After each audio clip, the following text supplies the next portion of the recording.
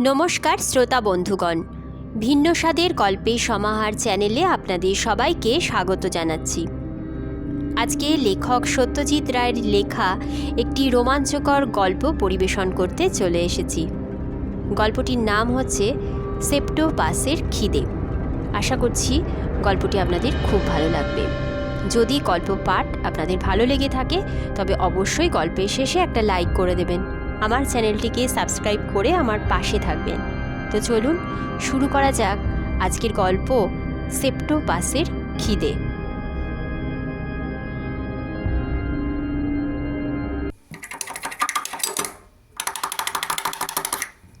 কড়া নাড়ার আওয়াজ পেয়ে আপনা থেকেই মুখ থেকে একটা বিরক্তিসূচক শব্দ বেরিয়ে পড়ল। বিকেল থেকে এই নিয়ে 4 বার হলো। মানুষে কাজ করে কি করে? কার্তিকটাও সেই যে বাজারে গেছে আর ফেরার নামটি নেই। লেখাটা বন্ধ করে নিজেকেই উঠে যেতে হলো। দরজা খুলে আমি তো অবাক। আরে এ যে কান্তিবাবু! বললাম, কি আশ্চর্য, আসুন আসুন। চিনতে পেরেছ? প্রায় চেনা যায় না বললেই চলে। ভদ্রলোককে ভিতরের ঘরে এনে বসালাম। সত্যি 10 বছরে অবিশ্বাস্য পরিবর্তন হয়েছে কান্তিবাবুর চেহারায়। একেই 1950-তে আসামের জঙ্গলে ম্যাগনিফাইং গ্লাস হাতে লাফিয়ে লাফিয়ে বেড়াতে দেখেছি। 50-এর কাছাকাছি বয়স তখনই, কিন্তু একটি চুলও পাকেনি। আর ওই বয়সে উৎসাহ ও এনার্জির যা নমুনা দেখেছিলাম তা সচরাচর আমাদের তরুণদের মধ্যেও দেখা যায় না। তোমার অর্কিডের শখ এখনো আছে দেখছি। আমার ঘরের জানলায় একটা টবের মধ্যে কান্তিবাবুরই দেওয়া একটি অর্কিড ছিল। শখ এখনও আছে বললে অবশ্যই ভুল বলা হবে। কান্তিবাবুই গাছপালা সম্পর্কে একটা কৌতূহল আমার মধ্যে জাগিয়ে তুলেছিলেন। তারপর উনি দেশ ছাড়া হবার পর থেকে ক্রমে সে শখটা আপনা থেকেই উবে গেছে, যেমন অন্য শখগুলোও গেছে। এখন লেখা নিয়েই থাকি। ইদানিং দিনকাল বদলেছে। বই লিখেও আজকাল রোজগার হয়। 3টি বইয়ের বিক্রির টাকাতেই তো প্রায় সংসার চলে যাচ্ছে। অবশ্যই আমার সংসার বলতে আমি, আমার বিধবা মা আর চাকর কার্তিক। চাকরি একটা আছে বটে, তবে আশা আছে বই থেকে তেমন রোজগার হলে চাকরি বাকরি ছেড়ে দিয়ে কেবল লিখব আর লেখার অবসরে দেশ ভ্রমণ করব। কান্তিবাবু বসে থাকতে থাকতে হঠাৎ শিউরে উঠলেন। বললাম, ঠান্ডা লাগছে? জানলাটা বন্ধ করে দেব? এবার কলকাতায় শীতটা। না না, ওরকম আজকাল মাঝে মাঝে হয়। বয়স হয়েছে তো, তাই নার্ভগুলো ঠিক। অনেক প্রশ্ন মাথায় আসছিল। কার্তিক ফিরেছে, ওকে চা আনতে বললাম। কান্তি বললেন, বেশিক্ষণ বসবো না। তোমার উপন্যাস হাতে এসেছিল একখানা। তোমার প্রকাশকের কাছ থেকেই ঠিকানা সংগ্রহ করে এখানে এলুম। এসেছি একটা বিশেষ দরকারে। বলুন না, তবে তার আগে কবে দেশে ফিরলেন, কোথায় ছিলেন, কোথায় আছেন, এসবগুলো জানতে খুব ইচ্ছে করছে। ফিরেছি 2 বছর। ছিলুম আমেরিকাতে, আছি বারাসাতে। বারাসাত? একটি বাড়ি কিনেছি। বাগান আছে? আছে। আর গ্রিন হাউস? কান্তিবাবুর আগের বাড়ির বাগানে একটি চমৎকার গ্রিন হাউস বা কাঁচের ঘর ছিল, যাতে তিনি তার দুষ্প্রাপ্য গাছপালাগুলিকে তোয়াজে রাখতেন। কত রকম অদ্ভুত গাছ যে দেখেছি সেখানে তার ঠিক নেই। এই অর্কিডই তো প্রায় 60-65 রকমের। তার ফুলের বৈচিত্র্য উপভোগ করেই একটা পুরো দিন অনায়াসে কাটিয়ে দেওয়া যেত। কান্তিবাবু একটু ভেবে বললেন, হ্যাঁ, একটা গ্রিন হাউসও আছে। আপনার গাছপালার শখ তাহলে এই 10 বছরে কিছু কমেনি? না। কান্তিবাবু আমার ঘরের উত্তরের দেয়ালের দিকে চেয়ে রয়েছেন দেখে আমারও চোখ সেই দিকে গেল। মাথা সমেত একটি রয়্যাল বেঙ্গলের ছাল সেখানে ঝোলানো রয়েছে। বললাম, চিনতে পাচ্ছেন? এটা সেই বাঘটাই তো? হ্যাঁ, ওই দেখুন, কানের পাশটায় বুলেটের ফুটোটাও রয়েছে। আশ্চর্য টিপ ছিল তোমার। এখনও চালাতে পারো ওরকম অব্যর্থ গুলি?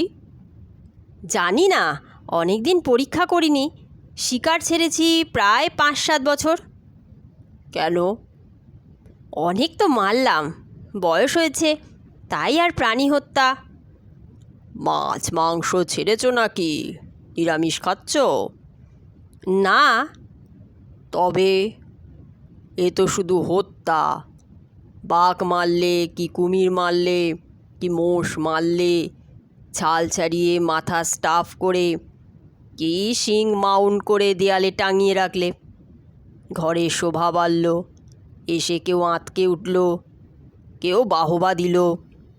তোমারও জোয়ান বয়সের অ্যাডভেঞ্চারের কথা মনে পড়ে গেল। আর মুরগি, ছাগল, ইলিশ, মাগুর যে নিজে চিবিয়ে খেয়ে ফেলছো হে। শুধু প্রাণী হত্যা নয়, প্রাণী হজম। কি আর বলি, অস্বীকার করতে পারলাম না। কার্তিক চা দিয়ে গেল। কান্তিবাবু কিছুক্ষণ গম্ভীর থেকে হঠাৎ আবার শিউরে উঠে চায়ের পেয়ালাটা তুলে নিলেন। চুমুক দিয়ে বললেন, জীবে জীবে খাদ্য খাদক সম্পর্ক, সে তো সৃষ্টির গোড়ার কথা হে। ওই যে টিকটিকিটা ওত পেতে রয়েছে, দেখেছো? দেখলাম কিং কোম্পানির ক্যালেন্ডারটার ঠিক উপরেই একটা টিকটিকি তার থেকে ইঞ্চিখানিক দূরে একটা উচ্চিংড়ের দিকে নিষ্পলক দৃষ্টিতে চেয়ে রয়েছে। তারপর দেখতে দেখতে গুটি গুটি করে অতীব সন্তর্পণে পোকাটার দিকে অগ্রসর হয়ে হঠাৎ তীরের মতো এক ছোবলে সেটাকে মুখে পুরে নিল। কান্তিবাবু বললেন, ব্যাস, চলল ডিনার। খালি খাওয়া আর খাওয়া, খাওয়াটাই সব। বাঘে মানুষ খাচ্ছে, মানুষ ছাগল খাচ্ছে, আর ছাগল কি না খাচ্ছে। ভাবতে গেলে কি বন্য, কি আদিম, কি হিংস্র মনে হয় বলো তো। অথচ এই হলো নিয়ম, এছাড়া গতি নেই। এ না হলে সৃষ্টি অচল হয়ে যাবে। নিরামিষ খাওয়াটা বোধহয় এর চেয়ে অনেক কে বললে তোমায়? শাক সবজি, তরি তরকারি এসবের কি প্রাণ নেই? তা তো আছেই। জগদীশ বোস আর আপনার দৌলতে সে কথা সবসময়ই মনে থাকে। তবে মানে ঠিক সেরকম প্রাণ নয় তো। গাছপালার জীবজন্তু কি এক? তোমার মতে কি দুয়ে অনেক প্রভেদ? প্রভেদ নয়, যেমন ধরুন গাছ হেঁটে বেড়াতে পারে না, শব্দ করতে পারে না, মনের ভাব প্রকাশ করতে পারে না।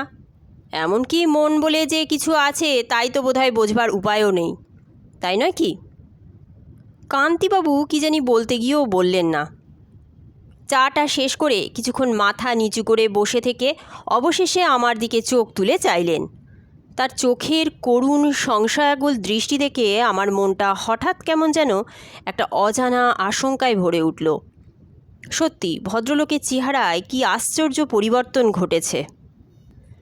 কান্তিবাবু ধীর কণ্ঠে বললেন, পরিমল, আমার বাড়ি এখান থেকে 21 মাইল। 58 বছর বয়সে নিজে কলেজ স্ট্রিট পাড়ায় ঘোরাঘুরি করে তোমার ঠিকানা সংগ্রহ করে যখন এখানে এসেছি, তখন নিশ্চয়ই তার একটা গূঢ় কারণ আছে। এটা বুঝতে পারছো তো? নাকি ওই সব আজে বাজে রং চড়ানো গল্পগুলো লিখে সে বুদ্ধিটাও হারিয়েছ? ভাবছো লোকটা একটা টাইপ বটে, একটা গল্পে লাগাতে পারলে বেশ হয়। লজ্জায় আমার মাথা হেঁট হয়ে গেল।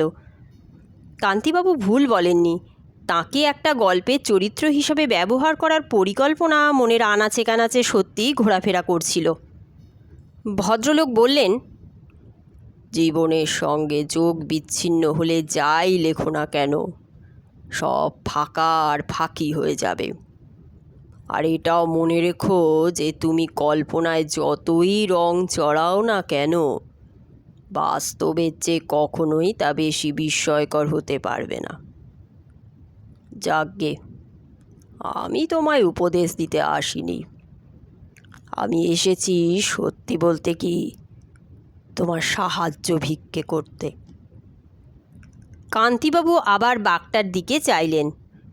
কি সাহায্যের কথা বলছেন ভদ্রলোক? তোমার বন্দুকটা আছে না বিদেয় করে দিয়েছ? আমি একটু চমকে গিয়ে ভদ্রলোকের দিকে চাইলাম। বন্দুকের কথা জিজ্ঞেস করছেন কেন? বললাম, আছে, তবে মরচে ধরেছে বোধহয়। কিন্তু কেন? কাল ওটা নিয়ে আমার বাড়িতে একবার আসতে পারবে? আমি আবার ভদ্রলোকের দিকে চাইলাম। না, রসিকতার কোনো ইঙ্গিত নেই তার দৃষ্টিতে। অবশ্যই, কেবল বন্দুক না, টোটাও লাগবে। কান্তিবাবুর এ অনুরোধে কী বলবো চট করে ভেবে পেলাম না। একবার মনে হলো কথা শুনে হয়তো বুঝতে পারছি না, কিন্তু আসলে হয়তো ভদ্রলোকের মাথা খারাপ হয়ে গেছে। খামখেয়ালি সে বিষয়ে তো কোনো সন্দেহ নেই, নইলে আর জীবন বিপন্ন করে উদ্ভট গাছপালার উদ্দেশ্যে কেউ বনবাদারে ধাওয়া করে? বললাম, বন্দুক নিয়ে যেতে আমার কোনো আপত্তি নেই, তবে কারণটা জানার জন্য বিশেষ কৌতূহল হচ্ছে। আপনাদের ও অঞ্চলে জন্তু জানোয়ার কি চোর ডাকাতের উপদ্রব হচ্ছে নাকি? কান্তিবাবু বললেন, সেসব তুমি এলে পরে বলবো।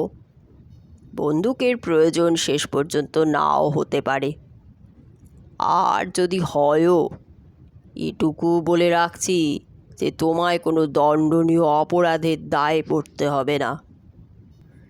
কান্তিবাবু উঠে পড়লেন।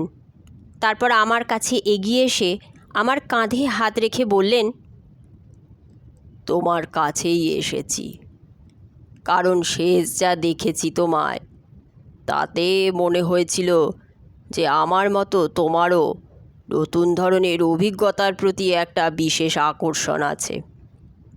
তাছাড়া আমার লোক সমাজে যাতায়াত আগেও কম ছিল, এখন প্রায় নেই বললেই চলে, এবং চেনা পরিচিতের মধ্যে মুষ্টিমেয় যে কজন আছে, তোমার বিশেষ গুণগুলি তাদের কারো মধ্যে নেই। অতীতে অ্যাডভেঞ্চারের গন্ধে যে বিশেষ উত্তেজনাটা শিরায় শিরায় অনুভব করতাম, আজ এই মুহূর্তে আবার যেন তার কিছুটা অনুভব করলাম। বললাম, কোথায়, কখন, কিভাবে যাব যদি বলে দেন। সে বলে দিচ্ছি।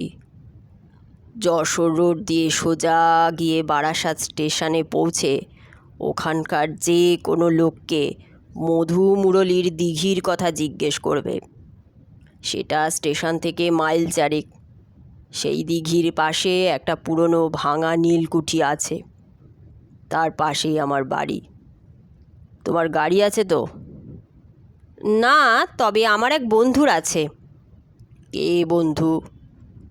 অভিজিৎ, কলেজে সহপাঠী ছিল। কেমন লোক সে? আমি চিনি?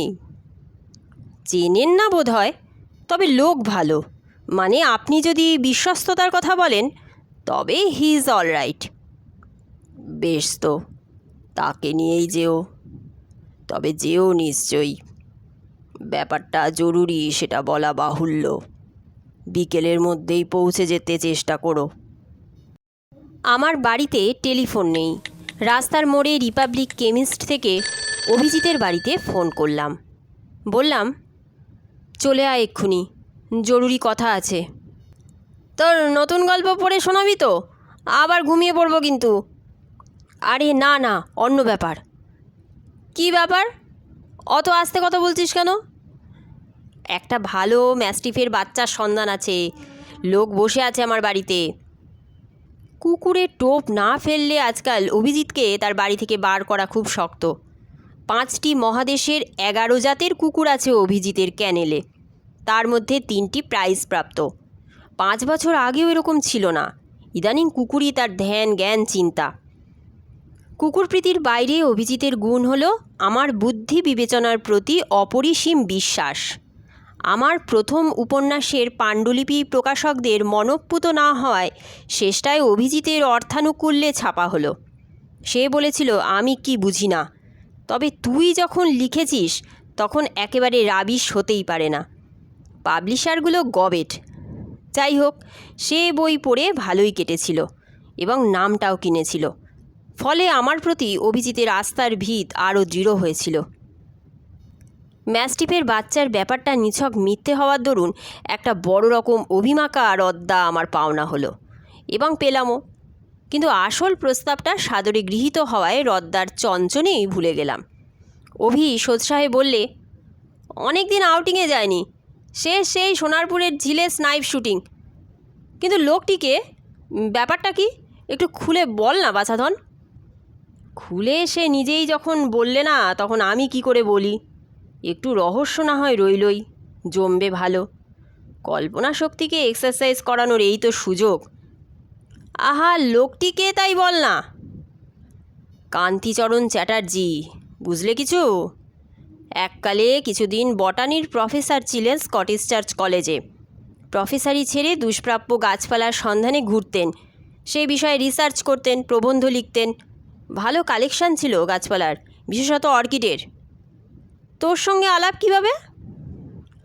আসামে কাজিরাঙা ফরেস্ট বাংলোতে আমি বাঘ মারার তাক করছি, আর উনি খুঁজছেন ন্যাপেনথিস। কী খুঁজছেন? ন্যাপেনথিস, বটানিক্যাল নাম। সোজা কথায় পিচার প্লান্ট বা কলসি গাছ। আসামের জঙ্গলে পাওয়া যায়, পোকা ধরে ধরে খায়। আমি নিজে অবশ্যই দেখিনি, কান্তিবাবুর মুখেই যা শোনা। কীটখোর, পোকা খায়? গাছ পোকা খায়? তোর বটানি ছিল না বোধহয়। না, বইয়ে ছবি দেখেছি, অবিশ্বাস করার কিছু নেই। তারপর? তারপর আর কি, ভদ্রলোক সে গাছ পেয়েছিলেন কিনা জানি না, কারণ শিকার শেষ করে আমি চলে আসি, উনি থেকে যান। আমার তো ভয় ছিল কোনো জন্তু জানোয়ার কি সাপখোপের হাতে ওর প্রাণ যাবে চলে। গাছের নেশায় দিকবিদিক জ্ঞান শূন্য হয়ে পড়তেন। কলকাতায় ফিরে এসে দু একবারের বেশি দেখা হয়নি, তবে ওর কথা মনে হতো প্রায়ই, কারণ সাময়িকভাবে অর্কিডের নেশা আমাকেও ধরেছিল। বলেছিলেন আমেরিকা থেকে কিছু ভালো অর্কিড আমায় এনে দেবেন। আমেরিকা? ভদ্রলোক আমেরিকা গেছেন নাকি? বিলিতি কোনো এক বটানির জার্নালে উদ্ভিদ সম্বন্ধে একটা লেখা বেরোনোর পর ওর বেশ খ্যাতি হয় ও দেশে। কোনো এক উদ্ভিদ বিজ্ঞানীদের কনফারেন্সে ওকে নেমন্তন্ন করেছিল আমেরিকায়। সেও প্রায় 51-2-তে। তারপর এই দেখা। এতদিন কি করছেন ওখানে? জানি না, তবে কাল জানা যাবে বলে আশা করছি। লোকটার মাথায় ছিটটিট নেই তো? তোর চেয়ে বেশি নেই এটুকু বলতে পারি। তোর কুকুর পোষা আর ওর গাছ পোষা। অভিজিতের স্ট্যান্ডার্ড গাড়িতে করে আমরা যশোর রোড দিয়ে বারাসাত অভিমুখে চলেছি। আমরা বলতে আমি আর অভিজিৎ ছাড়া আরও একটি প্রাণী সঙ্গে রয়েছে। সে হলো অভিজিতের কুকুর বাদশা। আমারই ভুল, অভিজিৎকে না বলে দিলে সে যে সঙ্গে করে তার 11টি কুকুরের একটিকে নিয়ে আসবেই, এটা আমার বোঝা উচিত ছিল। বাদশা জাতে রামপুর হাউন্ড, বাদামি রং, বেজায় তেজিয়ান। গাড়ির পুরো পিছন দিকটা একাই দখল করে জাঁকিয়ে বসে জানলা দিয়ে মুখটা বার করে দিগন্ত বিস্তৃত ধানক্ষেতের দৃশ্য উপভোগ করছে, এবং মাঝে মাঝে এক একটা গ্রাম্য নেড়ি কুকুরের সাক্ষাৎ পেয়ে মুখ দিয়ে একটা অবজ্ঞাসূচক মৃদু শব্দ করছে। বাদশাকে অভিজিতের সঙ্গে দেখে একটা আপত্তিকর ইঙ্গিত দেওয়ায় অভি বলল, তোর বর কন্দাজির উপর আশা ভরসা নেই, তাই ওকে আনলাম। এতদিন বন্দুক ধরিসনি, বিপদ যদি আসেই তবে শেষ পর্যন্ত হয়তো বাদশাই কাজ করবে বেশি। ওর ঘ্রাণ শক্তি অসাধারণ, আর সাহসের তো কথাই নেই। কান্তিবাবুর বাড়ি খুঁজে পেতে কোনো অসুবিধে হলো না। আমরা যখন পৌঁছলাম তখন প্রায় 2:30। গেটের ভিতর দিয়ে ঢুকে খানিকটা রাস্তা গিয়ে একতলা বাংলো ধাঁচের বাড়ি।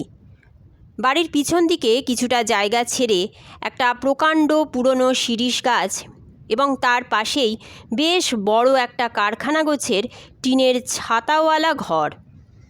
বাড়ির মুখোমুখি রাস্তার উল্টো দিকে বাগান, এবং বাগানের পরে একটা লম্বা টিনের ছাউনি দেওয়া চকচক করছে এক সারি কাঁচের বাক্স। কান্তিবাবু আমাদের অভ্যর্থনা করে বাদশাকে দেখে ঈষৎ কুঞ্চিত করলেন। বললেন, এ কি শিক্ষিত কুকুর? অভি বলল, আমার খুব বাধ্য, তবে কাছাকাছি অন্য শিক্ষিত কুকুর থাকলে কি করবে বলা যায় না। আপনার এখানে কোনো কুকুর টুকুর? না, কুকুর নেই, তবে ওটাকে আপাতত বসবার ঘরের ওই জানলাটার গড়াতটায় বেঁধে রাখুন। অভিজিৎ আমার দিকে আর চোখে চেয়ে চোখ টিপে বাধ্য ছেলের মতো কুকুরটাকে জানলার সঙ্গে বেঁধে দিল। বাদশা দু একটা মৃদু আপত্তি জানিয়েছে, আর কিছু বলল না। আমরা সামনের বারান্দায় বেতের চেয়ারে বসার পর কান্তিবাবু বললেন, আমার চাকর প্রয়াগের ডান হাত জখম, তাই আমি নিজেই সকাল সকাল তোমাদের জন্য ফ্লাক্সে করে চা করে রেখেছি, যখন দরকার হয় বলো। এই শান্ত নিরিবিলি জায়গায় কী বিপদ লুকিয়ে থাকতে পারে সেটা আমার মাথায় আসছিল না। দু একটা পাখির ডাক ছাড়া আর তো কোনো শব্দই নেই। বন্দুকটা হাতে নিয়ে কেমন বোকা বোকা লাগছিল নিজেকে, তাই সেটা দেয়ালে ঠেস দিয়ে রেখে দিলাম। অভি ঝটফটে মানুষ, নেহাতি শহুরে। গ্রামাঞ্চলের প্রাকৃতিক শোভা, অশ্বত্থ পাতার হাওয়ার ঝিরিঝিরি শব্দ, নাম না জানা পাখির ডাক, এসব তার মোটেই ধাতে সয় না। সে কিছুক্ষণ এদিক ওদিক চেয়ে উসকুস করে উঠে বলল, পরিমলের কাছে শুনছিলাম আপনি কি আসামের জঙ্গলে এক বিদঘুটে গাছ সংগ্রহ করতে গিয়ে প্রায় বাঘের খপ্পরে পড়েছিলেন। অভির অভ্যাসই হলো রং ছড়িয়ে নাটকীয়ভাবে কথা বলা। ভয় হলো কান্তিবাবু বুঝি ফস করে রেগে ওঠেন, কিন্তু ভদ্রলোক কেবল হেসে বললেন, বিপদ বলতে আপনাদের বাঘের কথা মনে হয় না? সেটা অবশ্যই আশ্চর্য নয়, অধিকাংশেরই তাই ভাবনা। তবে না, বাঘের কবলে পড়িনি। জোকের হাতে কিছুটা নাকাল হতে হয়েছিল বটে, তাও তেমন কিছু নয়। সে গাছ পেয়েছিলেন? এ প্রশ্নটা আমারও মাথায় ঘুরছিল। কান্তিবাবু বললেন, কোন গাছ? সেই যে হাড়ি কলসি না কি গাছ জানি। ও, নেপেনথিস। হ্যাঁ, পেয়েছিলাম, এখনও আছে, দেখাচ্ছি আপনাদের। এখন আর অন্য কোনো গাছে তেমন ইন্টারেস্ট নেই, কেবল কার্নিভোরাস প্লান্টস। অর্কিডগুলো অধিকাংশই বিদেয় করে দিয়েছি। কান্তিবাবু উঠে ঘরের ভিতরে চলে গেলেন। আমি আর অভি মুখ চাওয়াচাই করলাম। কার্নিভোরা প্ল্যান্টস অর্থাৎ মাংসাশী গাছ। 15 বছর আগে পড়া বটানির বইয়ের একটি পাতা ও কয়েকটি ছবি আবছাভাবে মনে পড়ে গেল। কান্তিবাবু বেরোলেন হাতে একটি বোতল নিয়ে। বোতলটা আমাদের সামনে ধরতে দেখলাম তাতে উচ্চিংড়ে জাতীয় নানান সাইজের সব পোকা ঘোরাফেরা করছে। বোতলের ঢাকনায় গোলমরিচ দানের ঢাকনার মতো ছোট ছোট ফুটো। কান্তিবাবু হেসে বললেন, ফিডিং টাইম, এসো আমার সঙ্গে। আমরা কান্তিবাবুর পিছন পিছন টিনের ছাউনি দেওয়া লম্বা ঘরটার দিকে গেলাম। গিয়ে দেখি সার বাঁধা কাঁচের বাক্সগুলোর মধ্যে এক একটায় এক এক রকমের গাছ। তার কোনোটাই এর আগে চোখে দেখিনি। কান্তিবাবু বললেন, এর কোনোটাই বাংলাদেশে পাবে না, অবশ্যই ওই নেপেনথিস ছাড়া। একটা আছে নেপাল থেকে আনানো, একটা আফ্রিকার, অন্য সব কটাই প্রায় মধ্য আমেরিকার। অভিজিৎ বলল, এসব গাছ এখানে বেঁচে রয়েছে কি করে? এখানকার মাটিতে কি? মাটির সঙ্গে কোনো সম্পর্ক নেই এদের। তবে এরা মাটি থেকে প্রাণ সঞ্চয় করে না। মানুষ যেমন ঠিক মতো খাদ্য পেলে নিজের দেশের বাইরে অনেক জায়গাতেই স্বচ্ছন্দে বেঁচে থাকতে পারে, এরাও তেমনই ঠিক মতো খেতে পেলেই বেঁচে থাকে, সে যেখানেই হোক। কান্তিবাবু একটা কাচের বাক্সের সামনে গিয়ে দাঁড়ালেন। ভিতরে এক আশ্চর্য গাছ, 2 ইঞ্চি লম্বা, সবুজ পাতাগুলোর দুপাশে সাদা সাদা দাঁতের মতো খাঁজ কাটা। বাক্সটার সামনের দিকে কাঁচের গায়ে একটা ছিটকিনি দেওয়া বোতলের মুখের সাইজের গোল দরজা। কান্তিবাবু দরজাটা খুললেন। তারপর বোতলের ঢাকনিটা খুলে ক্ষিপ্র হস্তে বোতলের মুখটা দরজার ভিতরে গলিয়ে দিলেন। উচ্চিংড়েটা এদিক ওদিক লাফিয়ে গাছটার পাতার উপর বসল এবং বসতেই তৎক্ষণাৎ পাতাটা মাঝখান থেকে ভাঁজ হয়ে গিয়ে পোকাটাকে জাপটে ধরল। অবাক হয়ে দেখলাম যে দুদিকের দাঁত পরস্পরের খাঁজে খাঁজে বসে যাওয়ায় এমন একটি খাঁচা সৃষ্টি হয়েছে যার থেকে উচ্চিংড়ে বাবাজির আর বেরোবার কোনো রাস্তাই নেই।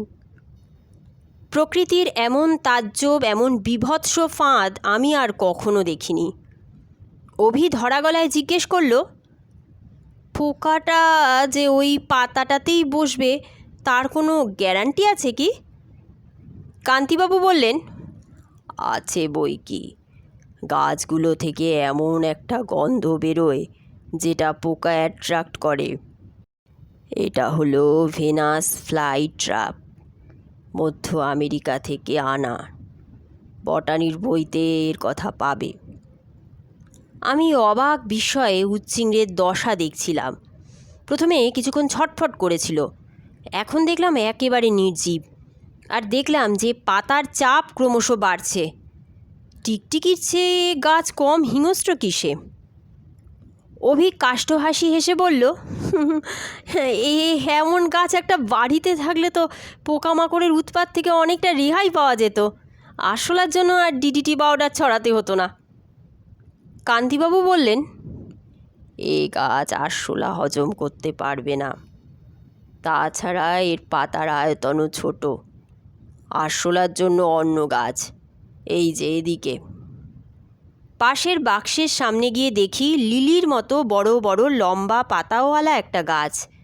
প্রত্যেকটা পাতার ডগা থেকে একটি করে ঢাকনা সমেত থলির মতো জিনিস ঝুলছে। এটা ছবি মনে ছিল, তাই আর চিনিয়ে দিতে হলো না। কান্তিবাবু বললেন, এই হলো নেপেনথিস বা পিচার প্ল্যান্ট। এর খাঁই অনেক বেশি। প্রথম যখন গাছটি পাই তখন ওই থলির মধ্যে একটা ছোট্ট পাখিকে ছিবড়ে অবস্থায় পেয়েছিলাম। বাপরে বাপ! অভির তাচ্ছিল্যের ভাব ক্রমশই অন্তর্হিত হচ্ছিল। এখন ওটা কি খায়? আরশোলা, প্রজাপতি, শুঁয়োপোকা, এইসব আর কি। মাঝে আমার কলে একটা ইঁদুর ধরা পড়েছিল, সেটাও খাইয়ে দেখেছিলাম, আপত্তি করেনি। তবে গুরুপাকের ফলে এসব গাছ অনেক সময় মরে যায়। অত্যন্ত লোভিত, কোনো অবধি ভোজন সইবে সেটা নিজেরাই আন্দাজ করতে পারে না। ক্রমবর্ধমান বিস্ময়ে এই বাক্স থেকে ও বাক্স ঘুরে গাছগুলো দেখতে লাগলাম। বাটারওয়ার্ট, সানভিউ, ব্ল্যাটারওয়ার্ট, অ্যাডজিয়া, এগুলোর ছবি আগে দেখেছি, তাই মোটামুটি চিনতেও পারলাম। কিন্তু অন্যগুলো একেবারে নতুন, একেবারে তাজ্জব, একেবারে অবিশ্বাস্য। প্রায় 20 রকমের মাংসাশী গাছ কান্তিবাবু সংগ্রহ করেছেন। তার কোনোটা পৃথিবীর অন্য কোনো কালেকশানে নাকি নেই। এর মধ্যে সবচেয়ে সুন্দর গাছ যেটি, সানভিউ, তার ছোট্ট পাতাগুলোর চারপাশে সরু লম্বা লম্বা রোঁয়ার ডগায় জলবিন্দু চকচক করছে। কান্তিবাবু একটি সুতোয় ডগায় এলাচের দানার সাইজের এক টুকরো মাংস ঝুলিয়ে সুতোটাকে আস্তে আস্তে পাতাটির কাছে নিয়ে যেতে খালি চোখেই দেখতে পেলাম রোঁয়াগুলো সব একসঙ্গে লুব্ধ ভঙ্গিতে মাংস খণ্ডটার দিকে উঁচিয়ে উঠল। হাতটা সরিয়ে নিয়ে কান্তিবাবু বললেন, মাংসটা পেলে পাতাটা ফ্লাই ট্র্যাপের মতোই ওটাকে জাপটে ধরে নিত। তারপর পুষ্টিকর যা কিছু শুষে নিয়ে অকেজো ছিবড়েটাকে ফেলে দিত। তোমার আমার খাওয়ার সঙ্গে কোনো তফাৎ নেই, কি বুঝলে? আমরা শেড থেকে বেরিয়ে বাগানে এলাম। শিরীষ গাছের ছায়াটা লম্বা হয়ে বাগানের উপর পড়েছে। ঘড়িতে দেখলাম 4টে বাজে। কান্তিবাবু বললেন, এর অধিকাংশ গাছের কথাই তোমার বটানির বইতে পাবে। তবে আমার যেটি সবচেয়ে আশ্চর্য সংগ্রহ, সেটির কথা আমি না লিখলে কোনো বইতে থাকবে না। সেটির জন্যই আজ তোমাদের এখানে আসতে বলা। চলো পরিমল, চলুন অভিজিৎবাবু। কান্তিবাবুর পিছন পিছন এবার আমরা বড় কারখানার ঘরটার দিকে এগোলাম। টিনের দরজাটা তালা দিয়ে বন্ধ, দুদিকে দুটো জানলা রয়েছে। তারই একটা হাত দিয়ে ঠেলে খুলে নিজে উঁকি মেরে আমাদের বললেন, দেখো। অভি আর আমি জানলায় মুখ লাগালাম। ঘরের পশ্চিম দিকের দেয়ালের উপর দিকের দুটো কাঁচের জানলা, যা স্কাইলাইট দিয়ে রোদ আসায় ভিতরটা কিছু আলো হয়েছে। ঘরের মধ্যে যে জিনিসটা রয়েছে হঠাৎ দেখলে সেটাকে গাছ বলে মনে হওয়ার কথা নয়, বরং একাধিক সুর বিশিষ্ট কোনো আজব জানোয়ার বলে মনে হতে পারে। ভালো করে লক্ষ্য করলে দেখা যায় যে গুঁড়ি একটা আছে, সেটা 5-6 হাত উঠে একটা মাথায় শেষ হয়েছে এবং সেই মাথার হাতখানেক নিচে মাথাটাকে গোল করে ঘিরে কতকগুলো সুরের উৎপত্তি হয়েছে। গুনে দেখি 7টা সুর। গাছের গা পাংশুটে মসৃণ এবং সর্বাঙ্গে ব্রাউন চাকা চাকা দাগ। সুরগুলো আপাতত মাটিতে নুয়ে পড়ে আছে, কেমন যেন নির্জীব ভাব, কিন্তু তাও গাটা ছমছম করে উঠল। অন্ধকারে চোখটা অভ্যস্ত হলে আরও একটা জিনিস লক্ষ্য করলাম। ঘরের মেঝেতে গাছের চারিদিকে পাখির পালক ছড়িয়ে আছে। কতক্ষণ চুপ করেছিলাম জানি না।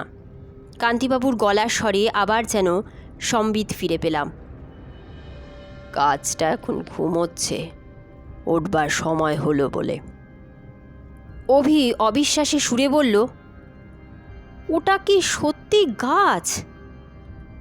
কান্তিবাবু বললেন, মাটি থেকে গজাচ্ছে তখন গাছ ছাড়া আর কি বলবেন বলুন। হাবভাব অবশ্যই গাছের মতো নয়, অভিধানের উপযুক্ত কোনো নামও নেই। আপনি কি বলেন? সেপ্টোপাস, অথবা বাংলায় সপ্তপাশ। পাশ অর্থাৎ বন্ধন, যেমন নাগপাশ। আমরা বাড়ির দিকে হাঁটতে আরম্ভ করলাম। বললাম, এ গাছ পেলেন কোথায়? মধ্য আমেরিকার নিকারাগুয়া হ্রদের কাছে এই গভীর জঙ্গল আছে, তার ভিতরে। অনেক খুঁজতে হয়েছে বলুন? ওই অঞ্চলেই যে আছে সেটা জানা ছিল। তোমরা বোধহয় প্রফেসর ডানস্টানের কথা শোনোনি। উদ্ভিদ বিজ্ঞানী ও পর্যটক ছিলেন। মধ্য আমেরিকায় গাছপালার সন্ধান করতে গিয়ে প্রাণ হারান। ঠিক কিভাবে তার মৃত্যু হয় কেউ জানতে পারেনি। মৃতদেহ সম্পূর্ণ নিখোঁজ হয়ে যায়। তাঁর তৎকালীন ডায়েরির শেষের দিকে এই গাছটার উল্লেখ পাওয়া যায়। আমি তাই প্রথম সুযোগেই নিকারাগুয়ার দিকে চলে যাই। গুয়াটেমালা থেকে স্থানীয় লোকের কাছে এই গাছের বর্ণনা শুনতে থাকি। তারা বলে শয়তান গাছ। শেষটায় অবশ্যই এমন গাছ একাধিক চোখে পড়ে। বাঁদর, আর্মাডিলো অনেক কিছু খেতে দেখেছি এ গাছকে। অনেক খোঁজার পর একটা অল্প বয়স্ক ছোটোখাটো চারা গাছ পেয়ে সেটাকে তুলে আনি। 2 বছরে গাছের কি সাইজ হয়েছে দেখতেই পাচ্ছ। এখন কি খায় গাছটা? যা দিই তাই খায়। কলেই দুধ ধরে খেতে দিয়েছি। তারপর প্রয়াগকে বলে দিয়েছিলাম বিড়াল কুকুর চাপা পড়লে ধরে আনতে, তাও দিয়েছি। তারপর তুমি আমি যা খাই তাও দিয়েছি, অর্থাৎ মুরগি, ছাগল। ইদানিং খিদেটা খুব বেড়েছে, খাবার জুগিয়ে উঠতে আর পাচ্ছি না। বিকেলের দিকে ঘুম ভাঙার পর ভয়ানক ছটফট করে। কাল তো একটা কাণ্ডই হয়ে গেল। প্রয়াগ গিয়েছিল একটা মুরগি দিতে। হাতিকে যেভাবে খাওয়ায় সেভাবেই খাওয়াতে হয়। প্রথমে গাছটার মাথায় একটা ঢাকনা খুলে যায়, তারপর সুঁড় দিয়ে খাবারটা হাত থেকে নিয়ে মাথার গর্তের মধ্যে পুরে দেয়। একটা যে কোনো খাবার পেটে পুরলে কিছুক্ষণের জন্য নিশ্চিন্ত থাকা যায়। তারপর আবার সুঁড়গুলো দোলাতে আরম্ভ করলে বোঝা যায় যে আরও খেতে চাইছে। এতদিন 2টো মুরগি অথবা একটি কচি পাঁঠায় একদিনের খাওয়া হয়ে যেত। কাল থেকে তার ব্যতিক্রম হচ্ছে। কাল দ্বিতীয় মুরগিটা দিয়ে প্রয়াগ দরজা বন্ধ করে চলে এসেছিল। অস্থির অবস্থায় সুরগুলো আঁচড়ালে একটা শব্দ হয়। দ্বিতীয় মুরগির পরেও হঠাৎ সেই আওয়াজটা পেয়ে প্রয়াগ গিয়েছিল অনুসন্ধান করতে। আমি তখন ঘরে বসে ডায়েরি লিখছি। হঠাৎ একটা চিৎকার শুনে দৌড়ে গিয়ে দেখি সেপ্টোপায়ের একটি সুর প্রয়াগের ডান হাতটা আঁকড়ে ধরেছে।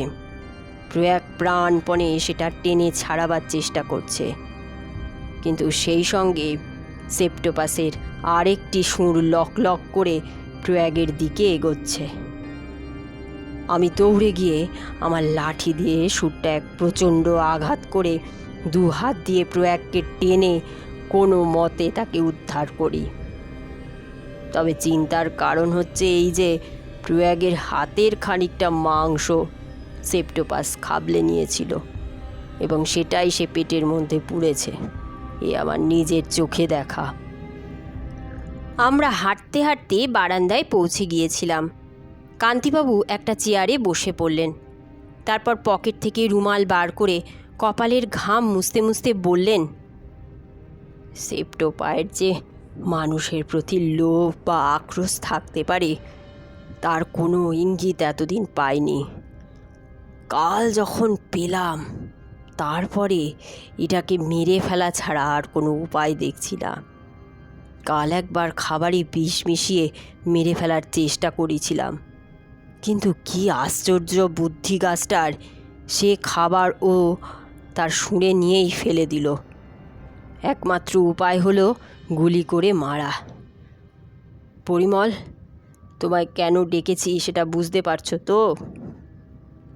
আমি একটু চুপ করে থেকে বললাম, গুলি করলে ও মরবে কি না সেটা আপনি জানেন? কান্তিবাবু বললেন, মরবে কি না জানি না, তবে আমার বিশ্বাস ব্রেন বলে ওর একটা জিনিস আছে। ওর চিন্তা শক্তি যে আছে তার তো প্রমাণই পেয়েছি, কারণ আমি তো কতবার ওর কত কাছে গেছি। ও তো আমাকে কোনো দিন আক্রমণ করেনি। আমাকে চেনে যেমন কুকুর তার মনিবকে চেনে। প্রয়াগের উপর আক্রোশের কারণ হচ্ছে যে প্রয়াগ কয়েকবার ওর সঙ্গে ঠাট্টা তামাশা করার চেষ্টা করেছে। খাবারের লোভ দেখিয়ে দেয়নি, কিংবা সুরের ডগার কাছে নিয়ে গিয়ে আবার পিছিয়ে নিয়েছে। মস্তিষ্ক ওর আছেই, এবং আমার বিশ্বাস সেটা যেখানে থাকার কথা সেখানেই আছে, অর্থাৎ ওর মাথায়। যেখানে ঘিরে সুরগুলো বেরিয়েছে সেখানেই তোমায় তাক করে গুলি ওর মাথাতেই মারতে হবে। অভি ফস করে বলল, সে আর এমন কি, সে তো 1 মিনিটের মধ্যেই পরীক্ষা করে দেখা যায়। পরিমল, তোর বন্দুকটা। কান্তিবাবু হাত তুলে অভিকে থামিয়ে দিলেন। বললেন, শিকার যদি ঘুমিয়ে থাকে তখন কি তাকে মারা চলে? পরিমলের হান্টিং কোড কি বলে? আমি বললাম, ঘুমন্ত শিকারকে গুলি করা একেবারেই নীতিবিরুদ্ধ। বিশেষত শিকার যেখানে চলে ফিরে বেড়াতে পারে না সেখানে তো এ প্রশ্ন উঠতেই পারে না।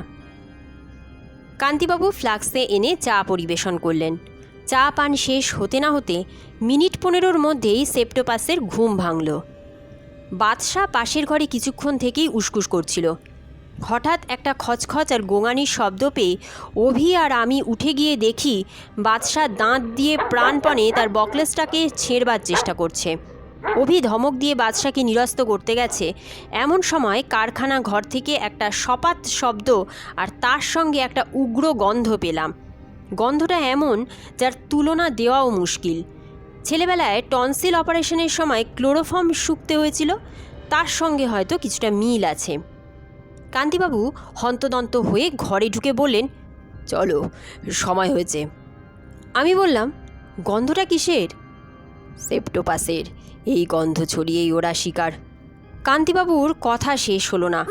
বাদশাহ প্রচণ্ড এক টানে বকলেস ছিঁড়ে ধাক্কার চোটে অভিকে উল্টিয়ে ফেলে তীর বেগে পাগলের মতো ছুটল ওই গন্ধের উৎসের দিকে। অভিও কোনো মতে উঠে সর্বনাশ বলে ছুটল বাদশার পিছনে। আমি গুলি ভরা বন্দুক নিয়ে কারখানা ঘরের দিকে ছুটে গিয়ে দেখি বাদশাহ এক বিরাট লাফে একমাত্র খোলা জানলার উপর উঠল এবং অভির বাধা দেবার শেষ চেষ্টা ব্যর্থ করে ঘরের ভিতর ঝাঁপিয়ে পড়ল। কান্তিবাবু চাবি দিয়ে দরজা খোলার সঙ্গে সঙ্গেই শুনতে পেলাম রামপুর হাউন্ডের মর্মান্তিক আর্তনাদ। ঢুকে দেখি এক সুরে শানাচ্ছে না, একের পর দ্বিতীয় এবং তৃতীয় সুর দিয়ে সেপ্টোপাস বাদশাকে মরণ পাশে আবদ্ধ করেছে। কান্তিবাবু চিৎকার করে বলে উঠলেন, তোমরা রেগিও না, পরিমল, চালাও গুলি, গুলি চালাও। বন্দুক উঁচিয়েছি, এমন সময় চিৎকার এলো, থামো।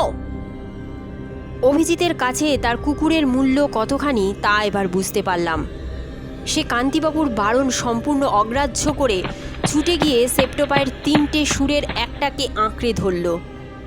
তখন এক অদ্ভুত দৃশ্য দেখে আমার রক্ত জল হয়ে গেল। 3টে সুরই একসঙ্গে বাদশাকে ছেড়ে দিয়ে অভিকে আক্রমণ করল, আর অন্য 4টে সুর যেন মানুষের রক্তের লোভেই হঠাৎ সজাগ হয়ে লোলুপ জিহ্বার মতো লক লক করে উঠল। কান্তিবাবু আবার বললেন, চালাও গুলি, চালাও গুলি চালাও, ওই যে মাথা। সেপ্টোপাসের মাথায় দেখলাম একটা ঢাকনি আস্তে আস্তে খুলে যাচ্ছে। ঢাকনির নিচে গহ্বর, আর অভিসমেত সুরগুলি শূন্যে উঠে সেই গহ্বরের দিকে চলেছে। অভির মুখ রক্তহীন ফ্যাকাশে, তার চোখ যেন ঠিকরে বেরিয়ে আসছে। চরম সংকটের মুহূর্তে আমি এর আগেও দেখেছি আমার স্নায়ুগুলো সব যেন হঠাৎ কেমন ম্যাজিকের মতো সংহত হয়ে যায়। আমি নিষ্কম্প হাতে বন্দুক নিয়ে সেপ্টোপায়ের মাথার 2টি চক্রের মধ্যিখানে অব্যর্থ নিশানায় গুলি ছুঁড়লাম। ছোঁড়ার পর মুহূর্তেই মনে আছে ফিনকি দিয়ে গাছের মাথা থেকে লাল রক্তের ফোয়ারা, আর মনে আছে সুরগুলো অভিকে মুক্তি দিয়ে মাটিতে নেতিয়ে পড়ছে। আর সেই সঙ্গে আগের সেই গন্ধটা হঠাৎ তীব্রভাবে বেড়ে উঠে আমার চেতনাকে আচ্ছন্ন অবশ করছে। আগের ঘটনার পর 4 মাস কেটে গেছে। এতদিনে আবার আমার অসমাপ্ত উপন্যাসটা নিয়ে পড়েছি। বাদশাকে বাঁচানো সম্ভব হয়নি, তবে অভি ইতিমধ্যে একটা ম্যাস্টিফ ও একটি তিব্বতী কুকুরের বাচ্চা সংগ্রহ করেছে এবং আরেকটি রামপুর হাউন্ডের সন্ধান করছে। অভির পাঁজরের 2খানা হাড় ভেঙেছিল, 2 মাস প্লাস্টারে থাকার পর জোড়া লেগেছে। কান্তিবাবু কাল এসেছিলেন, বললেন কীটখোর গাছপালা সব বিদেয় করে দেবার কথা ভাবছেন, বরং সাধারণ শাক সবজি নিয়ে একটু গবেষণা করলে ভালো হয়। ঝিঙে, উচ্ছে, পটল এইসব আর কি। যদি বলো তোমায় কিছু গাছ দিতে পারি, তুমি আমার এত উপকার করলে, এই ধরো একটা নেপেন্থি তোমার ঘরের পোকাগুলাকে অন্তত। আমি বাধা দিয়ে বললাম, না না, ওসব আপনি ফেলে দিতে চান তো ফেলে দিন, পোকা ধরার জন্য আমার গাছের দরকার নেই। কিং কোম্পানির ক্যালেন্ডারের পিছন দিক থেকে শব্দ এলো, ঠিক ঠিক ঠিক। আজকের মতন সত্যজিৎ রায়ের লেখা এই রোমাঞ্চকর গল্পখানির পাঠ এখানেই শেষ হচ্ছে। যদি গল্প পাঠ আপনাদের এতটুকু ভালো লেগে থাকে তবে অবশ্যই একটা লাইক করে দেবেন। আমার চ্যানেলটিকে সাবস্ক্রাইব করে আমার পাশে থাকবেন, যাতে ভিন্ন ভিন্ন স্বাদের বিভিন্ন ধরনের গল্প নিয়ে আপনাদের সামনে হাজির হতে পারি। আপনারা খুব ভালো থাকবেন, সুস্থ থাকবেন এবং সাবধানে থাকবেন। নতুন একটি দিনে নতুন একটি গল্প নিয়ে আপনাদের সামনে আমি আবার হাজির হব।